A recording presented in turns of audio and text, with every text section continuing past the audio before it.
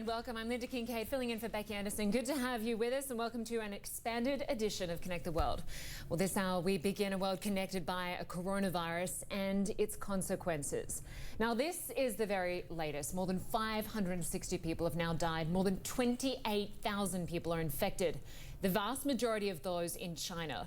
60 million people remain on lockdown in the country, and China's state broadcaster says 2 newborn babies have been infected. The youngest diagnosed at just 30 hours old.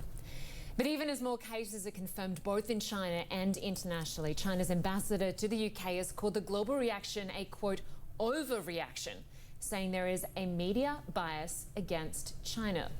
Well, this is truly a complex and global picture. Our correspondent David Culver joins us now from Beijing. Good to have you, David. So you were in the epicenter in Wuhan with the team. You've just been in self-quarantine for 2 weeks, now cleared of that.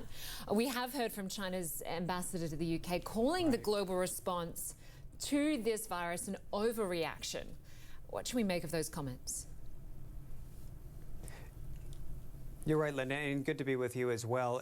This is starting in the epicenter, of course, but it has gone so much wider out than that. So this is well beyond Wuhan at this point, and it's encompassed really the global community. With regards to what you heard from the Chinese ambassador to the UK, really calling this an over-panicked reaction, it echoes what we've been hearing from the foreign ministry here. In fact, just go back a couple of days, and the foreign ministry was slamming the U.S. They felt like the U.S., who first issued the travel restrictions against China, is really the one that led the way in essentially causing all these other countries to do the same and push China into this really isolated mode. So they were angry about that. There's also an economic tie to this too, because we heard from the foreign ministry today, and they were once again angry with the airlines, the international airlines, 3 of them being American airlines, that they felt as though they should not have been suspending these China flights. But again, this is an economic hit, too, that they're recognizing, in addition to feeling as though China has just become increasingly isolated on its own.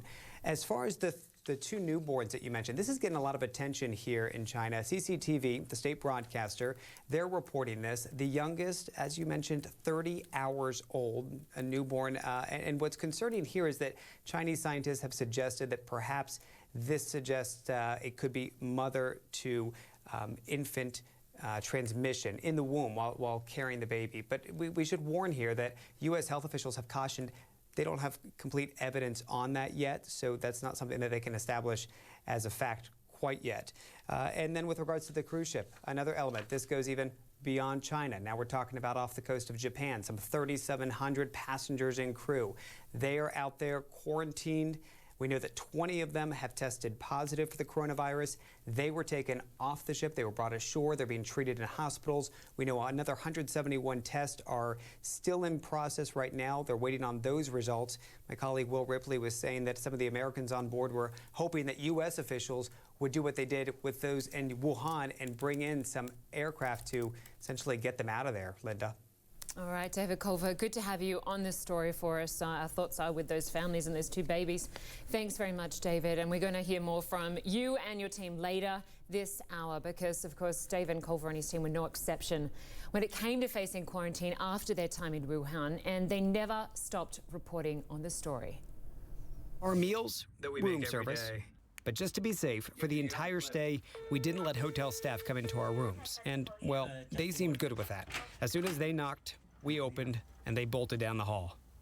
Even with just a few hours of sleep each night, we were fueled by adrenaline to keep on. To be honest, Natalie and Young motivated me. We can hear their story in about 30 minutes' time here on Connect the World. Well, as we speak, thousands of people are still stuck on 2 cruise ships in Hong Kong and Japan. Now, 20 people on the ship off the coast of Japan have tested positive for the coronavirus. They include 3 Americans, and that is forcing the rest of those on board into quarantine, meaning they can't leave their cabins for 2 weeks. Well, for Karey and Roger Maniscalco, this should have been a dream vacation. Instead, I'm sure it feels like a holiday from hell. Will they both join us from the Diamond Princess cruise ship? Good to have you with us, but I'm sorry about the predicament that you're in. I am reading reports of people on board with you feeling trapped. How are you feeling? That's exactly how we feel, is trapped. It feels like a pretty helpless situation. We're powerless and pretty much at the mercy of the Japanese government to decide when we can get off this ship. And we've been getting conflicting information. Obviously, we just heard that there's still over 170 tests, it sounds like, that haven't even been processed yet, and we weren't aware of that. Exactly. So 20 people. We've been kept in our cap as well, so that we just interact with anybody else. So you're pretty much stuck in your cabin, and I understand you are getting some food delivered to the room and a little bit of water. Yes. So we've been getting 3 meals a day. Yesterday it was a little bit sporadic. We got a meal at 10 a.m. Then we got a meal at around 4 p.m. and then again at 6 p.m. So we went long periods of time. But yesterday they only provided us with 2 bottles of water throughout the day. So we were pretty dehydrated. This morning I asked for water. We didn't get any. They said they were out, but they'd get us some when they got some. And then this evening around 6 p.m. they delivered water. So we finally do have water. And Roger, to you, what were your first thoughts when you found out people on board your cruise ship had the infection, the coronavirus?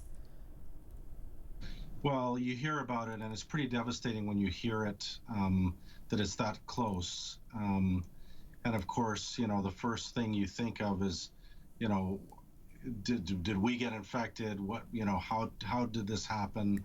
It's a little bit numbing when you hear it like that. And, we've never had any symptoms whatsoever. We've been very safe. We wore our masks whenever we were ashore, or in any tight confined areas.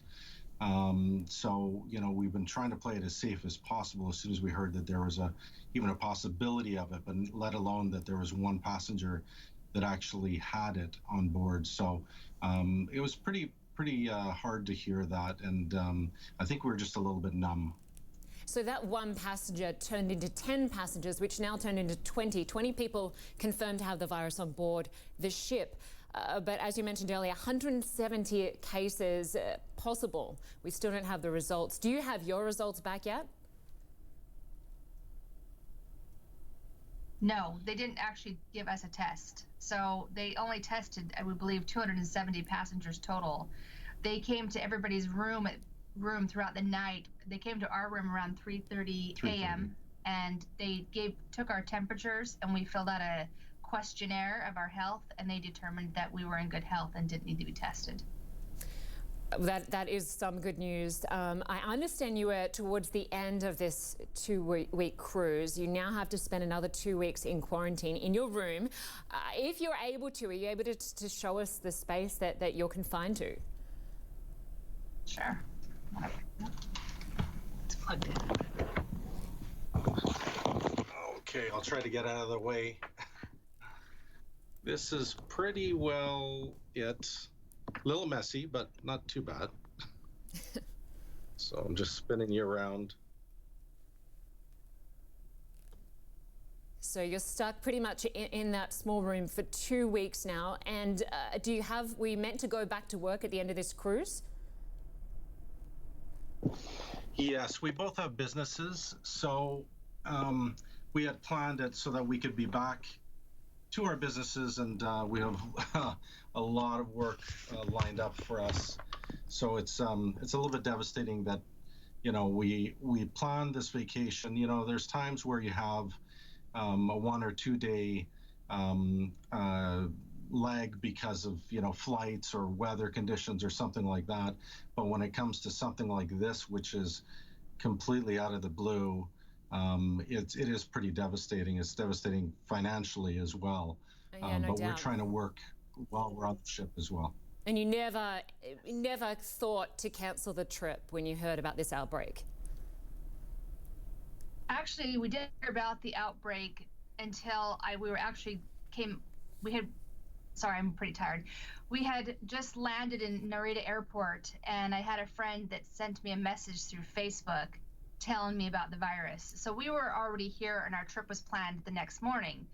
But when we saw I looked up the news article she had sent, and it was basically stating that just China had, that's where you need to be worried about. And we weren't going to China. So we figured, that's not really something that we need to be concerned about because, you know, Japan didn't really have any cases more than the U.S., so it wouldn't really be much different than being, you know, obviously we're in the same continent, but we felt that we would be safe. You thought you were going to be safe. Well, I wish you all the Obviously, best we didn't know this, but over the next 2 weeks while you. you're stuck in that room. But thanks so much for sharing your perspective with us. Karey and Roger Maniscalco, thanks so much.